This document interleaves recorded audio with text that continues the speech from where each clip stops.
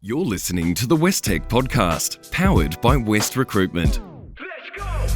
Yes, check the West Tech Podcast. Let's get the next guest on fast. Yes, check the West Tech Podcast. Let's get the next guest on fast. It's a specialist recruitment that you chose the best. There's been evidence to prove it, cause they know the West. From the map of Parramatta, that's their home address. It's a platform where you chat about your own success. To keep a promise is a must. Speaking honest, keeping trust. Being modest, we discuss. People want it, we adjust. It's all genuine, real, share and then feel. West Tech connects, respects ideals.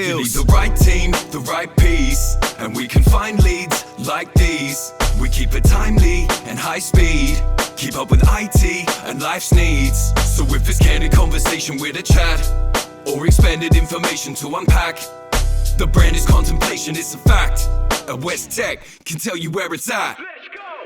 Yes, check the West Tech Podcast. Let's get the next guest on fast. Yes, check the West Tech Podcast. Let's get the next guest on fast. Yes, check the West Tech Podcast. Let's get the next guest on fast. Yes, check the West Tech Podcast. Let's get the next guest on fast.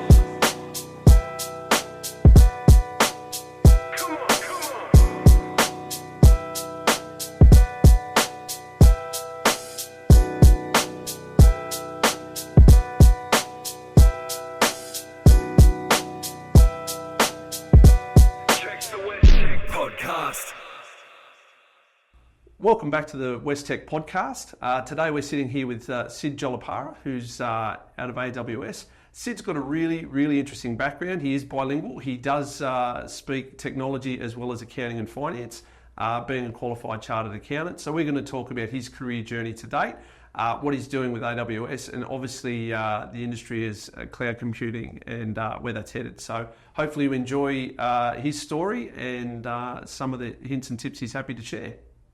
Sid, we've known each other for quite a while and back to our finance days, but you're not your average accountant.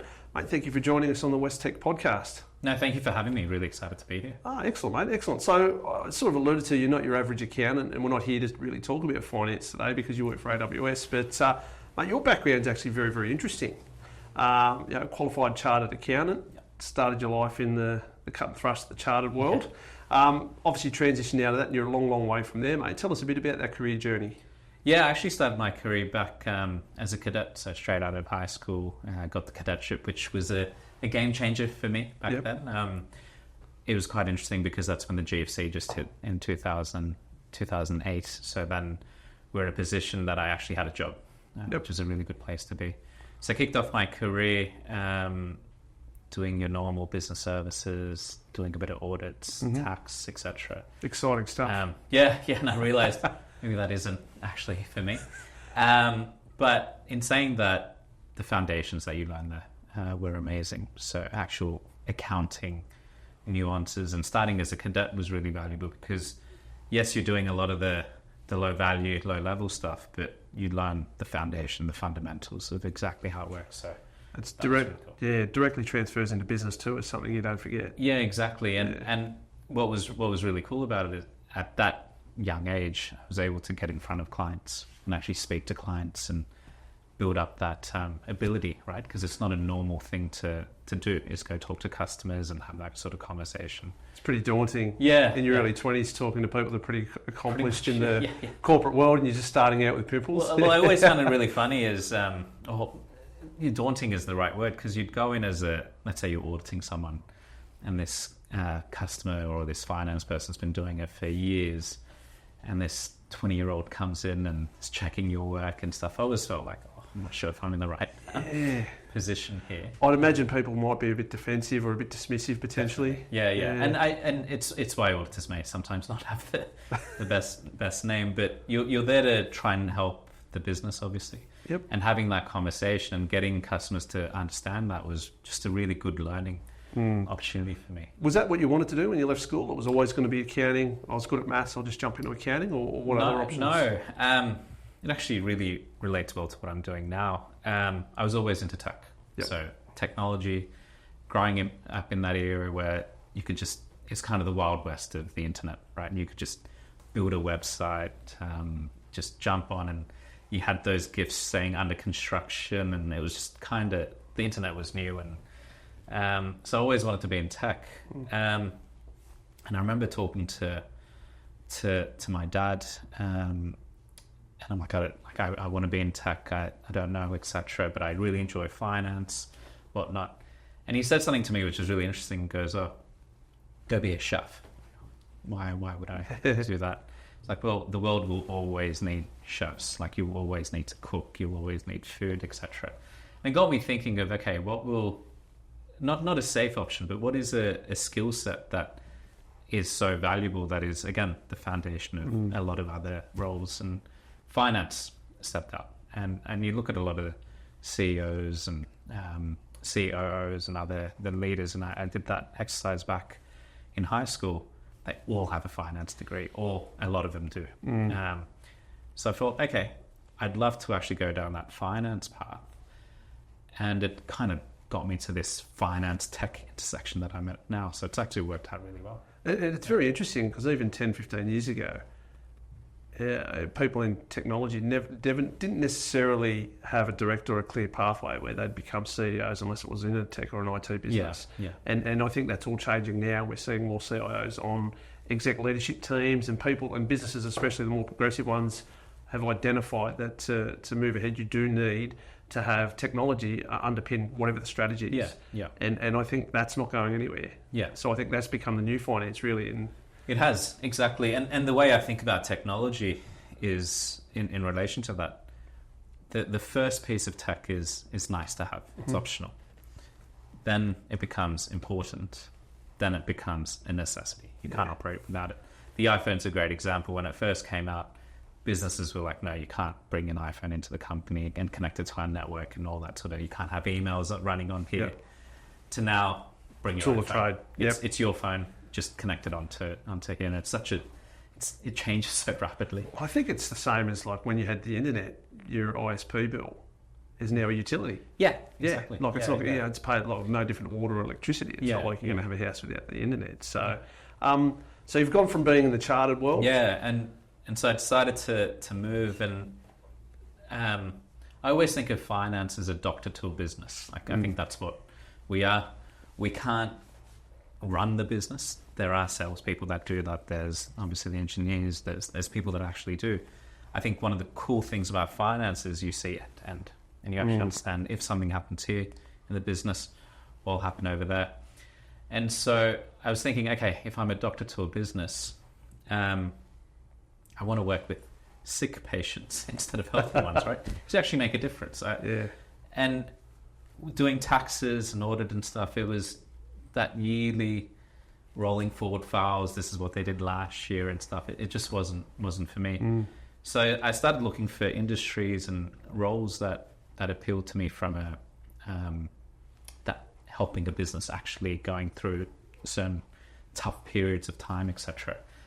And I landed myself in the music industry, right when piracy was obviously at its peak. Streaming was starting to make a hit. Digital music, obviously through iTunes, was big. So it's just like a cool industry where it had not been affected for so long, and then suddenly massive disruptions. And so I joined the music industry as a finance commercial finance strategist, I think. Which was just one of the coolest jobs I think I've ever had in my career. I can imagine going from a chartered firm where everything's very conservative, a bit dry, very serious, to the music where you're dealing with like creatives. Again, there's such a lifestyle associated with that as well. That I would imagine the culture would be just almost. I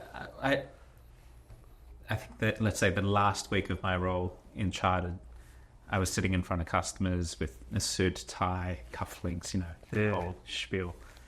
The first week I started in the music industry, I think the first or second day I wore a suit for the first 2 days. There's people in t-shirts and jeans and stuff. I was like, okay, this is weird. And so had to pivot to obviously connect in, and it was definitely a cultural change, but it just made me realize how much I want actually that cultural change. I think my finance days had become quite stale personally for me. And so that was an amazing time. How long were you in that industry for? Music, I think I was there for about three years, 3 to 4 years, and yeah, so much change in that. More change I think I saw in that period, where again digital music was doing really well. When I say digital downloads, and while I'm there, streaming just came out of nowhere and became huge, right? So it was just amazing how quickly things were. Were there still CD sales at that time, or were they gone by then? No, I think that there were definitely a lot of the collectors and stuff, but there were CD sales. Interestingly, as streaming came along, you saw, and it sounded like big percentage increases, not big in numbers, but vinyl started coming back. Right. Yes. Yep. And I always we joked that the baby boomers had retired and had all this cash to buy the music system they always wanted. Absolutely. I think the vinyl they wanted. The purists always say that the best sound comes from vinyl. Yeah. You know, and it's funny though. You look at that era that's now got money and they're retiring. They're buying the cars that they wanted as kids but couldn't afford, and you see all these retro cars. I think it was the PT Cruiser that came out. All this retro styling, but they were ugly. And like for people like you and I, we go, "Oh, this is cringe. I don't want that car." But there's a market there for it, and even like the Holden Monaro, I remember that. I'm a car guy, obviously. But that sort of came back, and you see that sort of. That's where that money went. It's the nostalgia of it, right? Yeah. And I think I don't think there's an era or a generation that's not going to have some form of that. Yeah, exactly. But I think it's just interesting that they've gone that far back. Yeah, I was actually looking at my Spotify year in review, I think last year, and it was still music from when I was growing up. No, they say the stats say that I think once your formative years up until around 30, you stop listening. The percentage of new music you listen to, it's like single digit. The stuff my daughter listens to now, I'm like, what are you doing? And then you sound like your parents, right? Like I can only imagine what our kids are going to say about what their kids listen to. But so from the music industry, obviously you went through a huge period there. From a finance person, what value or impact were you able to have in an industry that was going through so much change and uncertainty? Yeah, I think there were a couple of things. So firstly, an area that is going through that much change, if anything, finance becomes more important, right? Because you, as I said, being a doctor to the business, you're giving that guidance to go, I think this is what's going to work. Now, we're never going to take over and say, this is what you must do. And I think that's where finance tends to overstep its boundaries. But definitely having that right connection with the sales teams, the revenue generating teams, marketing, etc. go, this is what's working from an ROI perspective. Why do you think that's the case? Let's almost use those assumptions and grow with it. So giving insights and giving information to teams so then they've got more data to make the right decision. Not making the decision for them, but giving them another leg of the table, if you think about it that way. Giving another leg worth of information so they can make a more eyes wide open decision. And one of the key things I then learnt was talking to creatives. My entire career in Chartered was talking to finance teams. Debits and credits was normal conversation with them, and P&L, everyone understood it, and you could just, there were a lot of assumptions you'd make when you'd go into that conversation. So they were more your black and white, very factual conversation, and creatives that are known for living in the grey. Yeah. How did you adapt your style? Yeah, and it's interesting, right? That audit conversation, or particularly when you're auditing or building tax returns or whatever, looking in the past. So a lot of the conversation was, what have you done? What's it? Why? Historical. It was always looking back. Whereas in music, it was, I'm giving information to make a decision on the future. So that was first, from a finance perspective, a big pivot to actually take something I hadn't done much of, to be honest.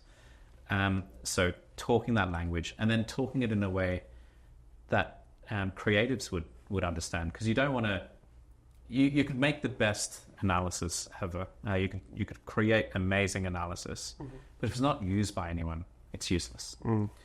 And so making it simple, and making the message simple, but not simple that it's useless, but actually simple to understand. So giving a complex message in a simple way was definitely one of the key things I got across there. What about the pushback?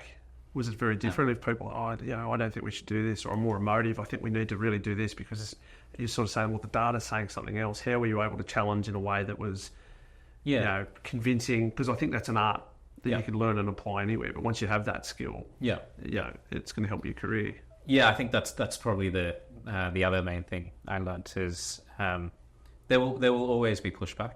I think if you're doing your role as finance well, and you get that pushback because you're asking those tough questions. You're actually probing and going, okay, asking the uncomfortable stuff. Now, if that pushback results in an aggressive conversation, it doesn't work. And so one of the key things that we spoke about and we were able to get across is, I'm not against you.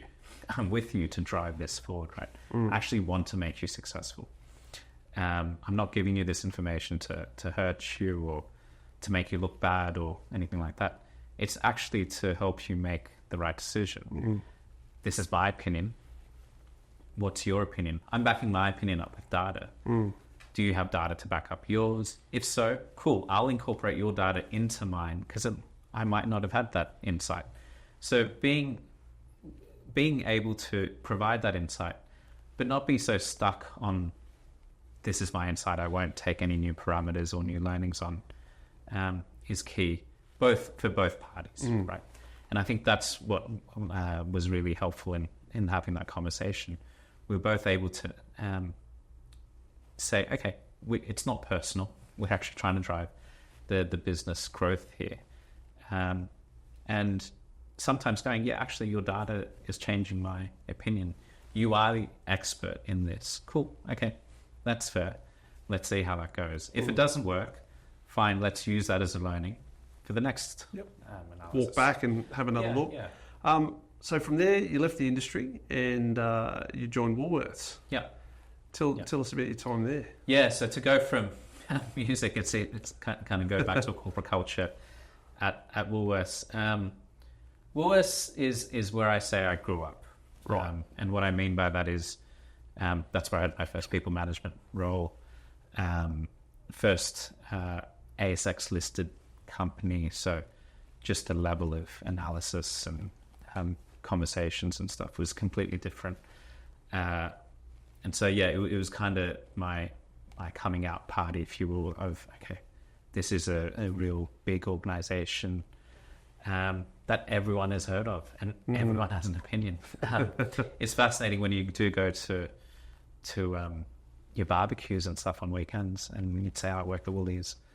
Everyone, what about the trolleys? What are you doing with the shelves? And it's like, okay, not my department. Yeah. But it's also cool that everyone has an opinion. So it actually is a really interesting place to play from that angle. So many household budgets go towards groceries. I think that's huge. Of course people are going to be invested. And you walk through the store, you are in there for maybe an hour or two a week. It's a sizable part of your time. And therefore you will have an opinion. You're listening to West Talks Tech, where we give you a recruiter's insights into our world, with the aim of helping you reach your career or hiring goals. Remember to like, share, and subscribe. Check the West Tech podcast. It seems as though it's one of those businesses that's always improving and it's never sitting on its hands. And even someone like myself that just walks in and buys groceries, I'd noticed that it looks like they've introduced AI into the registers, that you put fruit down, it tells you just by looking at it what sort of fruit it is. It's like, so you used to have to go and look it up alphabetically. And I thought, how cool was this? Like, these people are thinking of stuff that at the time it's a bit of a punish, but looking back, they go, well, there's a bottleneck there, we can fix that. And they're willing to invest in that. And I think that's what I loved about Woolies is just chasing the next thing to help the customer. Like, perfection's not obtainable, but we're gonna run at it. Whatever makes that customer journey easier is something that organization would definitely go at, and that's what I think loved about it. Okay. And it's at Woolies, I think that technology's come back into your career again, because you were effectively the head of finance for the technology. Yeah, so I joined initially, so I was with Woolworths for 10 years. Yep. Or 9 to 10 years. And I joined to support the ERP migration, so the finance of IT. Yep. That's how I think about it. So the finance of IT, helping on that massive ERP migration, did well there, then got promoted into other roles as I went along. And then, for the last 5 years, I was the head of finance for technology, which, is where I grew up. Well, you say grew up, and I can imagine just the role and the size of the P&L and balance sheet. That you're talking figures, their phone numbers. Yeah. How old were you? Yeah, I think it was around 27. Wow. 28 when it was around 27. 28. To hold that level of responsibility that's pretty visible in that organisation at that age. Yeah. How did you deal with that pressure? It was tough. I think definitely I didn't realise how tough it was till you look back, right, and you go, oh, okay. You only realise the tough periods when you have the good periods and go, okay, that was a tough part of my career. And definitely getting that role, for example, hadn't presented to the board before, and then you're in board meetings. As a 26, 27-year-old? Yeah, so you just got to back yourself. So that I did have a lot of that imposter syndrome of do I belong here? And I think what I had was great leaders. I think that's probably one of the key strengths of Woolworths, was great leaders who not only challenging you from a work culture perspective, but also helping you develop. And so my CIO at the time is still my mentor. It's still someone I catch up with, and I left the organisation about 2 years ago. It's still someone I catch up with and have conversations with, and have very open, transparent pieces of feedback, etc. from. But having those key mentors, senior leaders, that you can go have a frank conversation with, and they'll conversation where I'm saying, I don't think I'm good enough. I don't think I'm doing what I can for the team, or you get those sort of self-doubts, right? Do I belong? That imposter syndrome really clicks in, and the age is a chip on the shoulder you walk in with, and all those thoughts are in your head. It was tough. Yeah, it's amazing how many highly successful people have imposter syndrome, because they always feel that everybody's more accomplished and has more of a right to be there than them. Yeah. And then in their own right, for other people, they're like, wow, how am I going to keep up with this person? They're fantastic at what they do. And it's very hard to break down. Yeah. Because I don't know if it's a maturity thing or a self-confidence. How do you overcome it? I think that's the $1 trillion question. But it was probably, I think, having that support from Woolworths on that journey. So they didn't just throw you into that role, actually would take you on a management journey, if you will. It was amazing. How did you, what was your exposure, or what did you learn about the IT or technology world in that role? Obviously, the dollars and cents side, the costs. But what did you learn about how an IT department or function is run for an organisation like that? Yeah, so I think one of the really cool things is I was part of the IT executive committee. So in their weekly conversations, etc. So part of the IT team. And I, like the IT directors, etc., would joke that I would just insert myself more into the IT conversations than the finance ones, because I love tech. Yeah. And I think that's what, to be honest, made me successful in that role, is I love technology. So it's a passion. Yeah. It's a lot easier for you to be invested if you actually like, for example, the music industry. Yeah. You have an interest in music. Exactly. Yep. It's a lot easier to be, to really want to be there and go the extra mile. Yeah. So from a technology standpoint, understanding how things worked in that organisation and the link between finance and IT, how did your role with AWS come about from there? Yeah, so I one of the key things that I saw, obviously running that IT department and speaking to other organisations, etc., was that cloud spend was obviously starting to pick up. I could see it in our numbers, and a lot of people were complaining about it out in industry and just talking about it, etc. So I'm like, okay, this is a really interesting role. And so I started looking for that. So targeting, I don't target roles per se. I actually target organizations. Because if I believe in the mission of the organization, if I believe in the values, the culture, the role I'll learn. Like I'll actually get and understand what I can do there and what value I can add. But if I don't align to those 3 pillars, I'm not actually going to enjoy my time. Therefore, I'm not going to be as successful in that role, etc. I'd always wanted to work in the tech industry. That was a passion. So when this role came about, and it was a new role in Asia Pacific, I jumped at it. Yep. How was it explained to you at the time? Yeah, it was explained quite interestingly. It was our customers need help. They need help in understanding their cloud costs.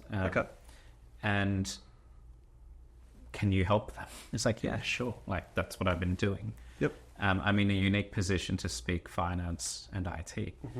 And if I look back on my career, learning how to speak to customers is what I learned in Chartered, and clients about finance stuff.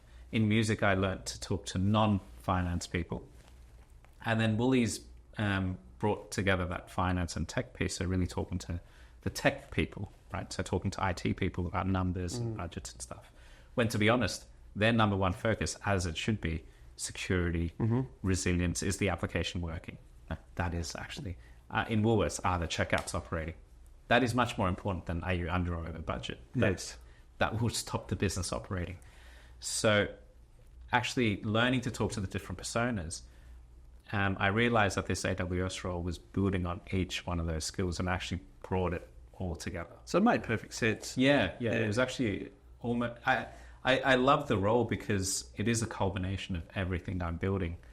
And I never realized it. And it's funny, right? You talk to your mentors and you only realize how intelligent your mentor is after years where you're like, oh yeah, I get now what you were saying. It's more much about like your parents. Yeah, the vision that they have. It's almost like they can see so far ahead. Exactly. And then when you get there, you go, oh, how did they know this so far back there? Yeah. It's like your parents get smarter as you get older. Yes. Like, oh yeah, that makes sense. Yeah, ask any 18-year-old, they'll challenge you on that. But, but you're right, with the hindsight of wisdom, exactly. You know, you can realise what they were saying. And that's kind of where I landed, and why this role at AWS made sense, because as I was almost picking up experience as I went, my mentors were saying it will come in handy. It's like, oh, well, will music ever come in handy in the future? Or like why? Well, it has, actually. Yeah.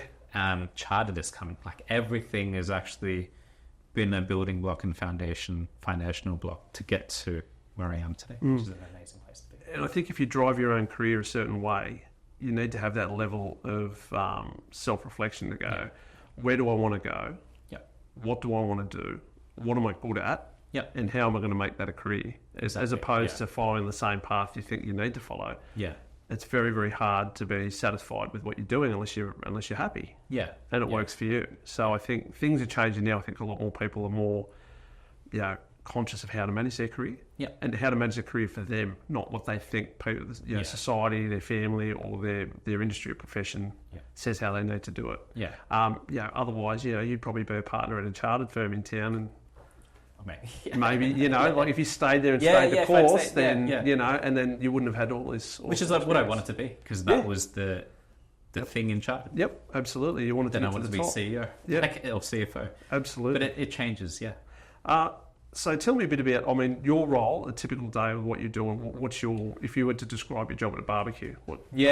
So I've got I think one of the coolest roles at AWS. So my role is to go help public sector customers in Asia Pacific to sit down and really educate the finance teams on cloud and educate the IT teams on finance and really bridge that gap between those two, and so that they're able to maximize the value that they get on their cloud spend, and actually see it as an investment and go, okay, we've done this huge tech transformation by moving to the cloud. Now, how do we realize those benefits? How do we manage it? How do we live in that world? I mean, you're sort of looking at, as an industry as a whole, the cloud computing, maybe go back 5 years, what did it look like then? Yeah, so it's one of those industries that just moves so quickly. 5 years ago, we weren't really speaking about AI. Yeah, we were talking about machine learning and stuff, and now AI, right? Like, it is everywhere. Everyone's talking about it, etc. To be honest, just kicked off last year, right? In that period, and you compare to the speed, the resiliency, the security, etc. available on cloud, and it's amazing actually. And again, it just keeps progressing. Every year, every month, there's something new, something cool that comes about. It's like, okay, awesome. And the industry's still evolving. Like, it's not the finished product yet. No, I don't. I think it's probably what I love most about technology as a whole. I can't think of an industry that morphs so rapidly. We were buying servers, now we're in cloud. You look at your phones that you've got, they're just unbelievable. So from consumer tech, where we are now, I'm sure if we went back 50 years and showed someone the tech that we have today, just be mind blowing. So I love the gadget side of it, but I think that's what I love about tech. It just never pauses, and there's always something new, something cool to play with. I know when you were mentioning earlier, we were having a discussion, and you were saying that the attitude towards cloud and versus what it used to be in the old way of managing data, how that's changed. Yeah, definitely. I think the approach that I've seen a lot of customers take is, we'll just move stuff to cloud. We'll manage. It's a technology transformation, but they don't see it as a cultural transformation, and so they move stuff onto cloud and still keep the same processes of how they used to operate in that on-premise world or that older world. The old way of working. Yeah, and that results in probably not getting all the benefits that you could get from cloud. For example, buying a new server. You go through procurement, you've got to get the capital, go buy the server, it ships to you, set it up, blah, blah, blah. It could take about 6 weeks, right? 6 to 8 weeks. With AWS, you just jump online. I need this size computer. 30 seconds and minutes. Wow. Got a computer ready to go. Scalable. Yeah, exactly. So then if you change your ways of working, what you should be able to do, for example, is because you can just quickly scale something up and try it and turn it back down and go if it doesn't work. Yep. You should be doing a lot more proof of concepts today. Like, that should be in the culture, to just try things, because the cost of failure is a lot lower now. And that's a very simple example, but that's the sort of stuff when I talk cultural change, not even talking finance or whatever, the business can actually just try something.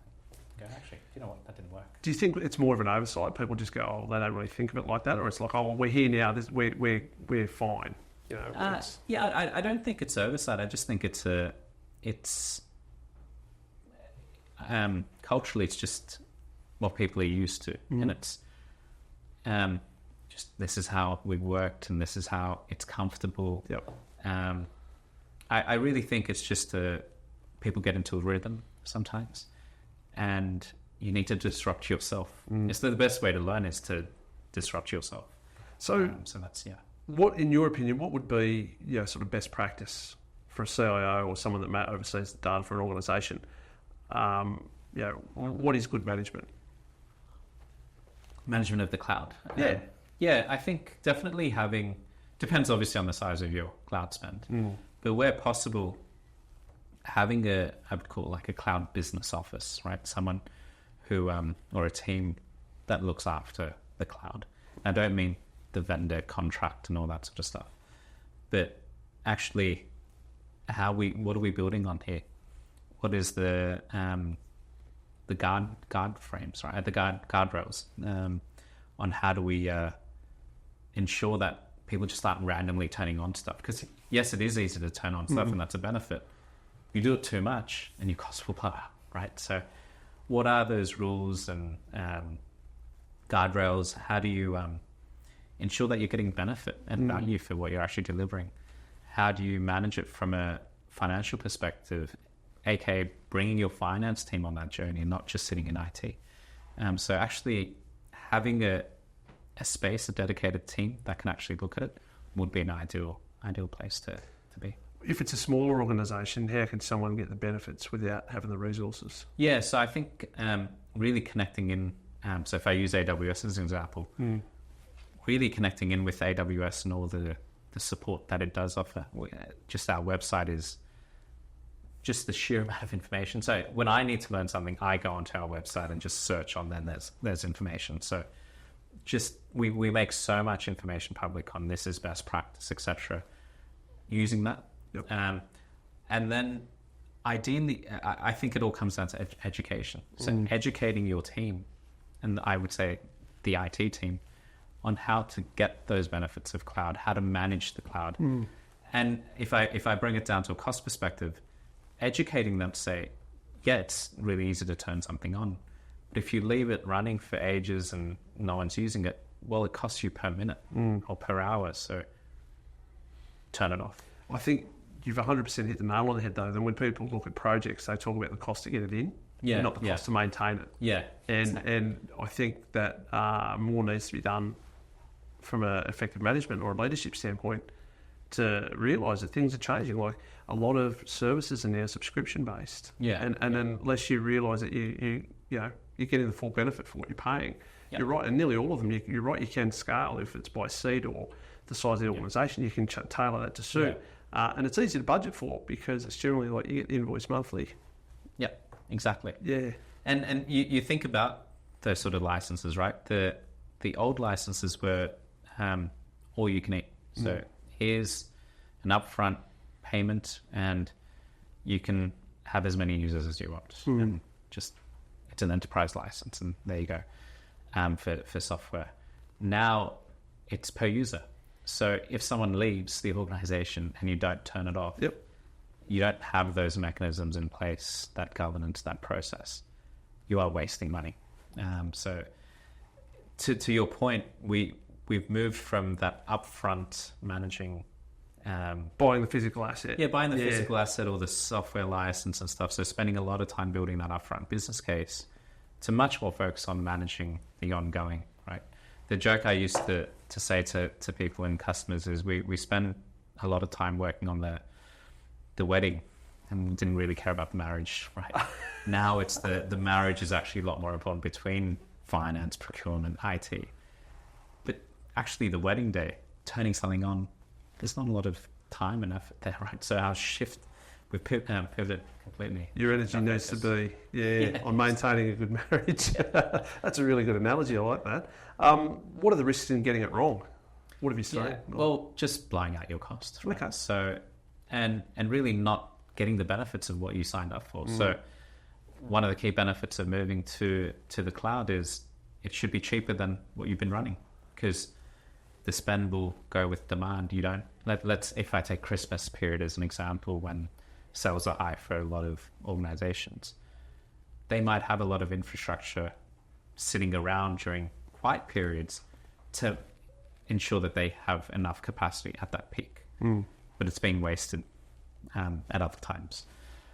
With if you don't architect your application to be cloud native, so it can actually, the application can flex up and down, well, then it's just going to run exactly like it was running on premise, and you are going to be paying 24/7 usage. When in reality, for example, we talk about production, non-production, right? So production is stuff that's running live and customers of yours are using it. It's accessible, Yeah, non-production, test, development. With cloud, for example, your non-production environment, turn it right down during weekends. No one's working on weekends. Yeah, that's a great tip. After, if you run it, let's say 7 a.m. to 7 p.m. and turn it down, so you go from 24/7 to maybe 5/12. That's a 60% reduction in cost or something. Wow. And then so many organizations do Christmas shutdown periods. People are on leave, etc. Turn it down for those 2 weeks. Might half your bill in Wow. It's like switching the lights off at home, isn't it? Well, it is. It goes back to the first point you raised, tech. is moving to that pay-as-you-go model. And so how do we, manage it that way? No, they're really good tips. So, Sid, what I'd like to talk about is in terms of engagement. I think it's a fair assessment to say that you're bilingual. You can speak finance, you can speak tech. I like that. How could a CIO effectively engage with a CFO to, for the betterment of the organisation? Obviously, we're talking about costs, but some organisations or people see the other as a roadblock. Yeah. And I think, working well together, the whole organisation could do so much more. Yeah. And go much further in a better way. So how do you feel there'd be some ways to either start the engagement from either end and make that collaboration really effective? Yeah, it's a really, really good question. So many customers I tend to talk to, particularly from the tech side, haven't spoken to their finance team, etc., haven't brought them on in the journey. If the spend isn't high, for whatever reasons, finance may not understand it. So I think, perfect question. I think that the first piece is to actually understand the role of the CFO. In my opinion, the role of the CFO is not to cut spend and just be aggressive. Pull the guts out of it. Yeah, no. I think the role of the CFO is to allocate resources, allocate capital, etc., to the area that will drive the best return. That's the role. Best outcome. Yeah, the best outcome for the organization. They have a bunch of capital and they distribute it to go, okay, you're actually doing really well and returning, and you've got some projects that will return a lot. Have some more capital. Yep. It'll be great for the organization. Where it tends to fall apart is if that CIO-CFO relationship isn't there. The CFO is not going to be able to see IT and say, hey, you're delivering me all these returns. They just see a cost center. Yep. Or the lights are on. Yep. Why is it so expensive? Exactly. Yeah. It's just an expense line. Yep.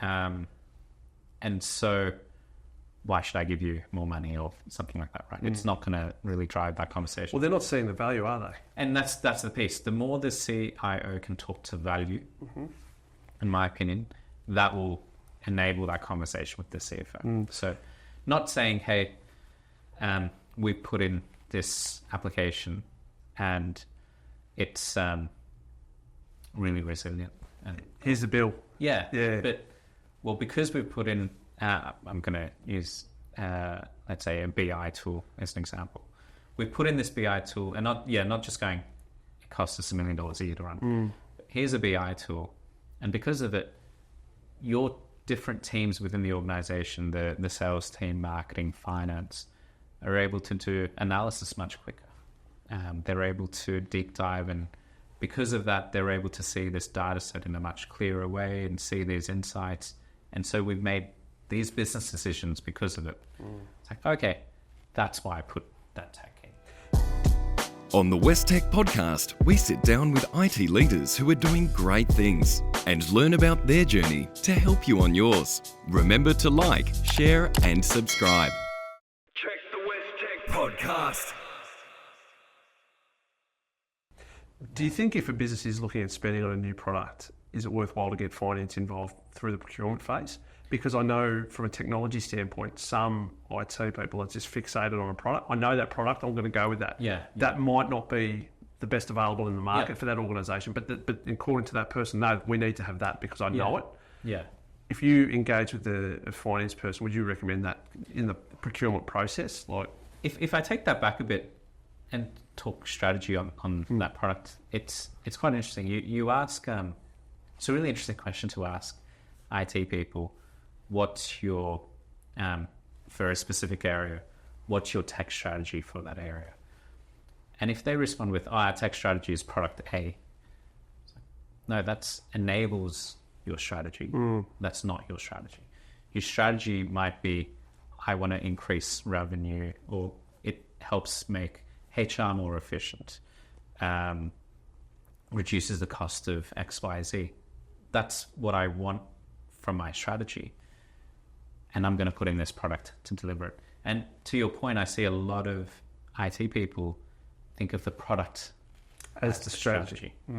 And once you're in that, you then stop talking value because you're not connecting it back to the strategy you had. Let's say a new product upgrade comes along. Well, I need to do it. Will it deliver more on that strategy? If not, well, maybe we can defer that upgrade for 6 months or a year. So not connecting it to strategy, which should obviously connect to value, you get into that product mindset of, well, I exist to manage this product. There's a really interesting, I can't remember the philosopher's name now, but there's a thing where you ask two bricklayers what they're doing, and one says, I'm building a wall, and the other one says, I'm building a church. He may just be building they may be both just building the same wall of that church, but one actually understands the outcome, the strategy, the purpose. Yep. The other person, it's a wall, right? And I think that's where I see sometimes IT people fall into that trap. Not everyone, but sometimes I tend to see it. I've seen it in different organizations where, the product becomes the strategy. Right? And sometimes it's tech for tech's sake. It's new and shiny, and we need to have it because it's new and shiny. Yeah. Which is, what is it going to do? I fall into that trap. Everybody does. Why do you think people buy iPhones? They all look the same. Yeah, exactly. They haven't looked any different. It's just... it goes back to that needs and wants, right? Yeah. What do you actually need versus I think everybody likes shiny cars and shiny things, you know. We're human. We're geared that way. But no, that's a really interesting insight in terms of the purpose, because even from our side in the recruitment world, talking to different IT leaders, some are really, really great at the strategy. And it's funny, the better CIOs or heads of, they're actually finance savvy. They understand P&Ls, they understand drivers, they understand balance sheet. They can talk finance, understand tech, but also too, they've got that technical grounding. Yes. So they're becoming so much more well-rounded that they're never out of place anywhere in an organisation, where some people are, hey, I'm great, you tell me what you want and I'll deliver it. And there's a place for both. Yeah. But I think, if you want to talk about spending and different organisations' needs, you have to have somebody that knows how to operate. Yeah. To get the best outcome and in that environment. So I was reading a stat to that point. I can't remember the stat exactly, but the numbers exactly. But a lot of CIOs, a lot of CFOs, finance people, are becoming CIOs because it is against that value realization. That's actually the key, particularly as you move to that world of SaaS, for example, where you're actually managing the contract, right? That's actually the role. You're not building and doing IT work. That's done by the monthly subscription that you pay. So actually your role is a vendor manager, and a contract manager, and getting value from what you've actually delivered. So as we shift to that sort of tech, you see a lot of finance people falling into that CIO role, or CIOs actually reporting into finance. I'm not saying either way is the right way, but you do tend to see that in the industry these days, where finance are getting a lot more involved. And even the larger organisations, the CIO and the CFO are on the same footing, they're at the same level. And it's amazing how many CIOs don't want to report into finance now, because they've always seen it. Again, there's a stigma about the roadblock, but really good CFOs are going to be their biggest advocate. They just don't realise that yet, because they can see where the organisation's headed, and they understand that the world is changing. Even from an accounting perspective, accountants were always seen as scorekeepers. I'll tell you historically what the results were. I'll tell you what tax we paid. I think with all the automation and technology coming in, like general ledger, all this stuff's going to be, robots are coming, that's all going. So what is accounting going to do as an industry? Well, I think they have to be guiding the business forward. So they're a lot more commercial in the way they think, but they've got that grounding of compliance and understanding that. So I think that's changed so much in the last 10 or 15 years. That I think the sort of accounting, the stereotype isn't going to exist anymore. No, and you take that IT CFO role as an example. I see that future IT CFO role being a person who's actually more interested in tech, understands the tech, but the expertise they bring to the table is finance. And then the person across the table is an expert in, talks tech, understands tech, but they're an expert in security, so they're the CISO. And then you've got the same thing with the people, the HR lead. They understand technology, they know we need these sort of engineers, but they bring the people experience. And so the CIO is able to get expertise on the different areas, when required, to make a decision. You cannot have a finance for finance, if we call it that way, person in technology these days, I think, because they are going to treat IT as a cost center. Yep. What would be your advice for them to break down the walls in an organisation? Is it just walk up and stand at the desk and say, do you want to go for a chat, or is there... Do you mean between IT and finance? Yeah, because it goes both ways. It cuts both ways. Yeah, that's a really good question. I think from a finance perspective, if you're interested in tech, just go have a chat to the tech teams, right? There's so many times at Woolies where I would say to the directors or the CIO, etc., can I just be part of this conversation? It's just really cool tech that you're doing. So I want to just learn and be curious and see how that tech works. Nothing to do with finance, but it's just an interesting data point, which may help me when I'm building a business case later. But just being curious. If you are curious in it, go have that chat. I find tech people really love talking about what they do because it is... They're so passionate about it. They light up. Yeah, it's actually a really cool area that they're working on. So if someone has an interest in what you're doing and you're passionate about it, you're going to embrace it. You're going to absolutely come sit down. They're not going to say, "Oh, it doesn't involve you." Just yeah. So I think that is a really good way, because you're genuinely interested. Yeah, like, don't feign it. Yeah, and go in with kind of that music example I was saying. Don't go in combative. I'm going to cut your span. Guard up, yeah. Yeah, like I'm here to audit you, whatever. I want to help the organization deliver its strategy. Yeah. I'm interested in this area. Yep. How can we work together and go on this journey with you? And it is a journey. You're not just going to one day be mature in this space. And this is a conversation you've got to have over time. That's really good advice. Industry-wise, where do you see AI impacting the cloud industry now? I mean, obviously, everybody's talking about AI for everything. Yeah. What does that look like in the cloud computing industry? Yeah, so definitely within AWS, we've got a lot of services that you can build your AI on top. So impact in the cloud industry, obviously, we're just going to have to, and we will develop, continue to develop whatever we have, whatever services we have. But helping customers in that end user piece, I think, is where AI really is going to land. So more customer interface, customer interaction, speed of service. Yeah, I think we're at such an early stage with it. It's actually quite a fun place to be because just try it.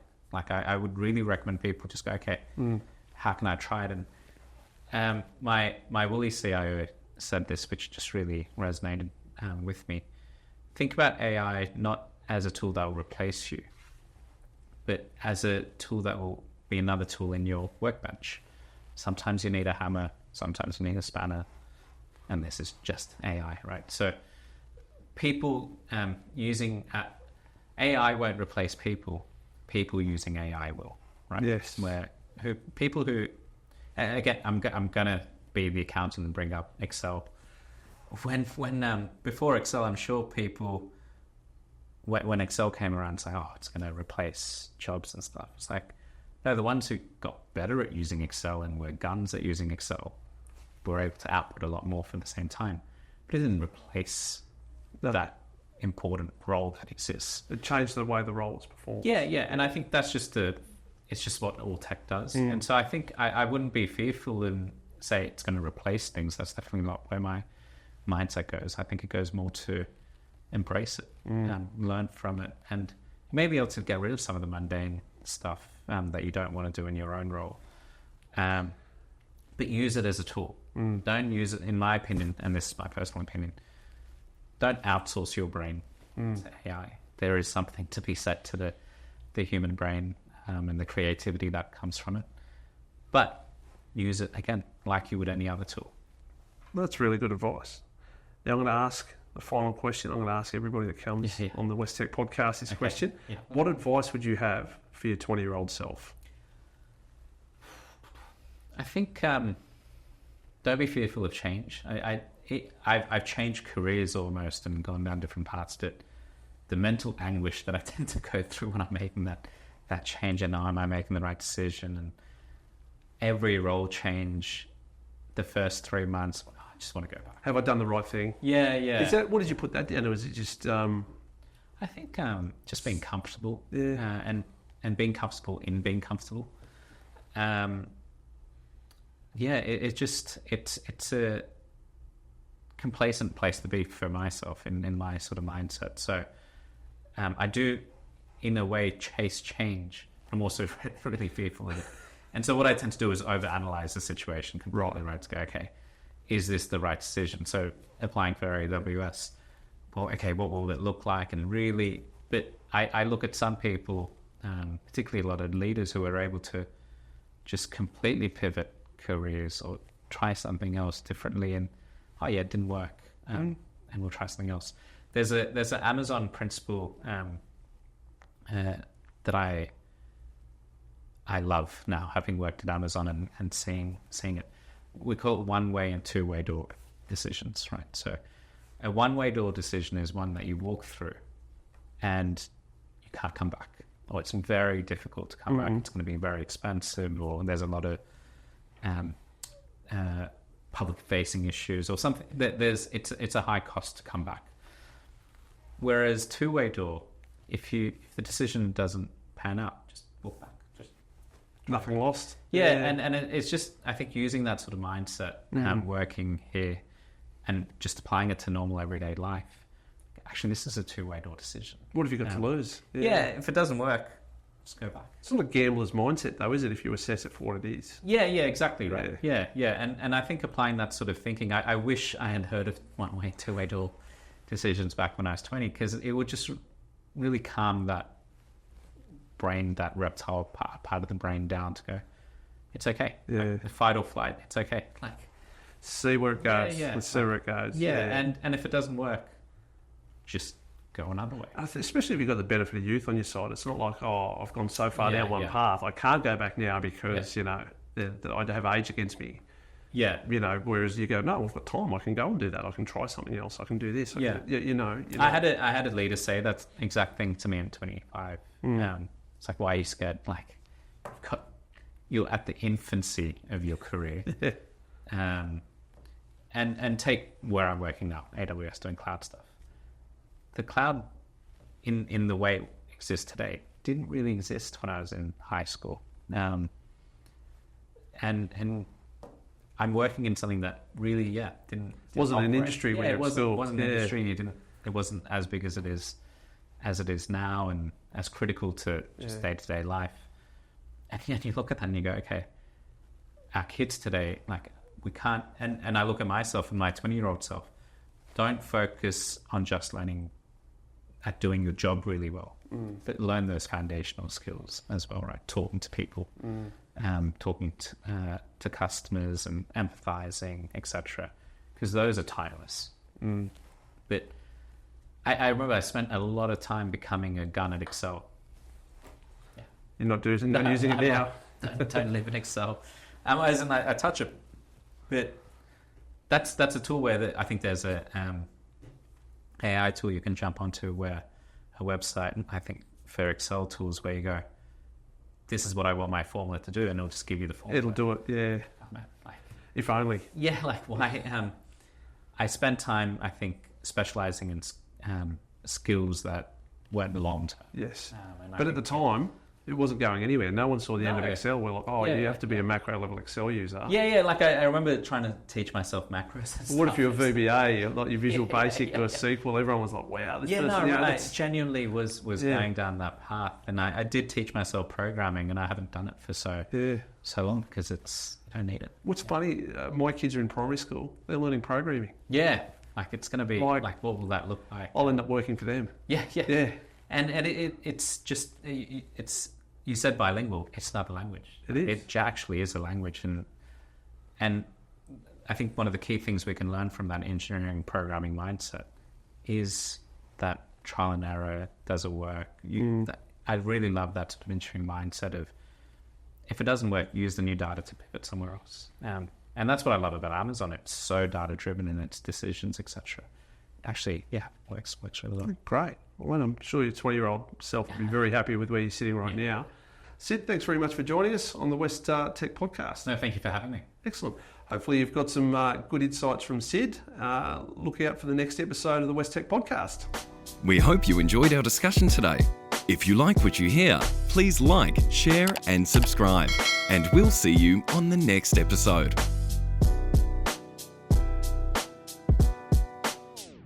Check the West Tech Podcast.